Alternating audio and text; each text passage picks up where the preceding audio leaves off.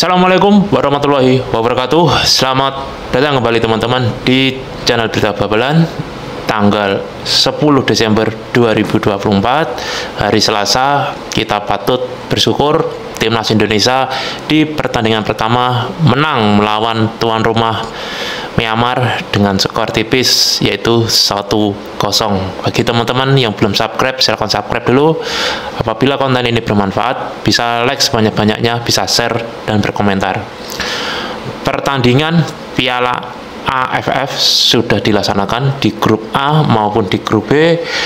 Di grup A, pertandingan pertama Kamboja berhasil menahan imbang dengan skor 2-2 atas Malaysia, sedangkan Timor Leste menjadi lumbung gol, harus kebobolan 10 gol dengan tim kuat yaitu Thailand, sehingga Thailand menempati di peringkat pertama, kedua Kamboja, ketiga Malaysia di klasemen grup A. Sedangkan pertandingan di grup B, di pertandingan pertama yaitu Laos harus mengakui kehebatan Vietnam dengan skor 1-4, sedangkan Indonesia menang dengan skor 1-0 melawan tuan rumah Myanmar. Klasemen sementara di grup B yaitu Vietnam di peringkat pertama dengan 3 poin, kedua Indonesia dengan 3 poin. Sementara Myanmar di peringkat keempat dan Laos di peringkat kelima, sedangkan Filipina belum bertanding.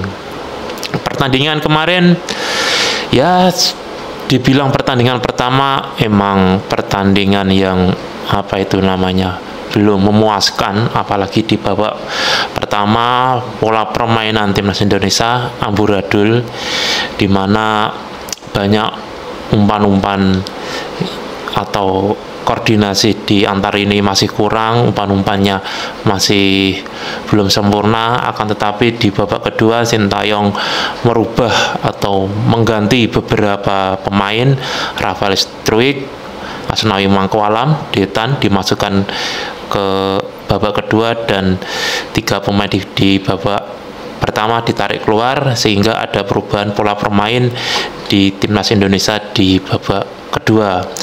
Gol timnas Indonesia dicetak melalui gol bunuh diri yaitu dari kipernya. Sebenarnya itu tendangan dari Asnawi, tetapi pas ditendang Asnawi bola terbentur gawang dan menyentuh bagian tubuh kiper sehingga bola masuk ke gawang Myanmar. Tapi awal mula itu gol dari Indonesia itu bermula dari lemparan lembing Pratama Arhan. Nah, itu sudah teman-teman sudah tahu bagaimana kualitas lemparan Pratama Arhan, throw-in-nya sangat jauh sehingga bisa dimanfaatkan timnas Indonesia dan tercipta gol satu-satunya di pertandingan tersebut. Myanmar tidak bisa memperkecil atau mempersamakan kedudukan sehingga Indonesia sampai peluit babak kedua berakhir menang dengan skor 1-0. Di pertandingan tersebut itu saya catat ada 8 pemain yang melakukan debut di timnas senior. Saya bacakan satu persatu, yaitu Cahya Supriyadi, itu pemainnya masih muda, kiper masa depan Indonesia, umurnya masih 21 tahun, itu bermain di klub Bekasi City.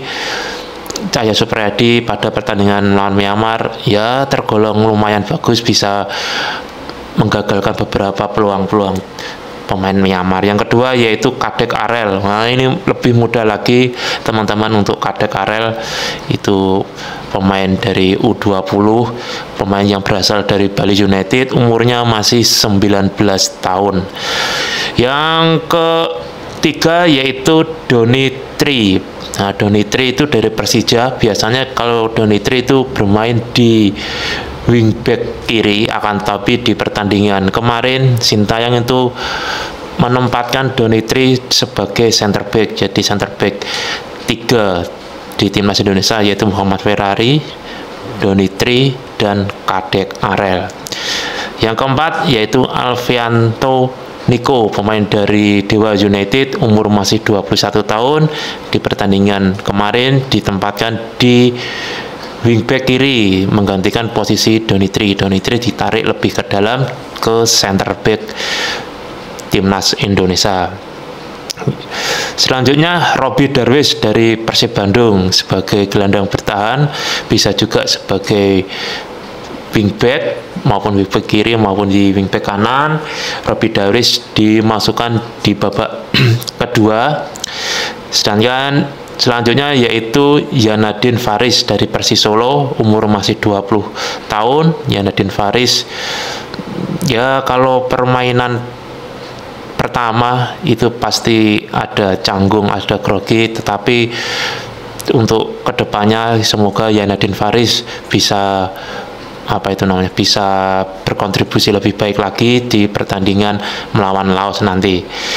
Yang ketujuh yaitu Victor Detan dari PSM Makassar, umurnya masih 20 tahun, ya sebagai striker sayap kanan. Ya, maksudnya Victor Detan di babak kedua itu sangat mempengaruhi pola permainan Sintayong maupun di timnas Indonesia.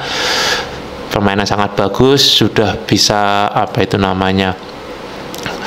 bekerja sama dengan pemain-pemain lainnya, dengan Rafael Struwik, Marcelino Ferdinand. Yang terakhir yaitu dari Persis Solo, yaitu Arkan Kaka, penyerang dari Persis Solo, umur masih 17 tahun. Arkan Kaka kemarin juga debut di Piala AFF kemarin lawan Myanmar, hanya bermain selama 45 menit. Tapi overall Arkan Kaka ya lumayan bagus meskipun belum maksimal. Di pertandingan kemarin Arkan Kaka banyak dihajar oleh beberapa pemain timnas Myanmar. Yang paling mengerikan yaitu mukanya Arkan Kaka itu sampai ditendang salah satu pemain timnas Myanmar, sehingga mendapatkan perawatan ya cukup lumayan lama, tetapi Arkan Kaka tetap bisa bermain. Selain dari kemenangan kemarin timnas Indonesia melawan Myanmar, di situ ada penambahan poin FIFA. Meskipun di turnamen Piala AFF ini belum masuk dalam kalender FIFA, akan tetapi timnas Indonesia mendapatkan poin FIFA setelah menang dari Myanmar dengan 1-0. Poin yang dikumpulkan yaitu 1,80